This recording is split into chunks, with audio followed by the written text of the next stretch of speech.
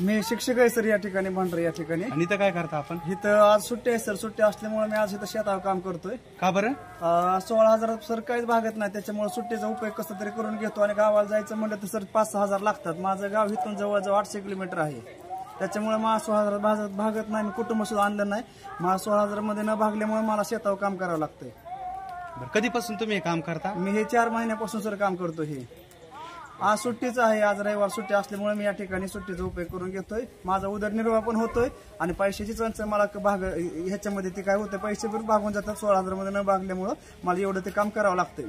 तुम्ही शिक्षक असून देखील शिक्षक असून सुद्धा काम करतोय, पण आता पैशामध्ये भागत नाही। शासनाने आमच्या कुठेतरी सहानुभूतीचा विचार करावा, 16,000 जे मानधन आहे ते वाढवावं, किंबहुना नाही तर मग आमचं 16,000च्या ऐवजी शिक्षण सेवकाचा तरी कालावधी कमी करावा, जेणेकरून आम्हाला त्याच्यातून काहीतरी मार्ग निघावं।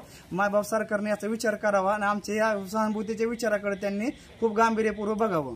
असे सगळे शिक्षण सेवक करतात असे सर माझ्यासारखे जवळजवळ ह्या भरतीमध्ये लागले 14,000 शिक्षक आहेत। या 14,000 शिक्षकांमध्ये कमीत कमी मला असं वाटतं की 12 ते 13,000 शिक्षक हे गरीब वर्गातील आहेत। गरीब वर्गातील असल्यामुळे ह्यांना याच्याशिवाय पर्यायच नाहीये सर। आणि आपण एकदम ग्रामीण भागात आलोय, शहरी भागामध्ये दुसरा ऑप्शन असतो, परंतु ग्रामीण भागामध्ये खेड्यात आल्यामुळे शेतीशिवाय दुसरा पर्यायच नाहीये। शिक्षकांना पगार किती तुम्हाला? शिक्षकांना आम्हाला पगार 16,000 मिळतो, त्यातून आमचं कटिंग होऊन आमच्या हातामध्ये 15,700 येतं, 300 रुपये कट होतं सर।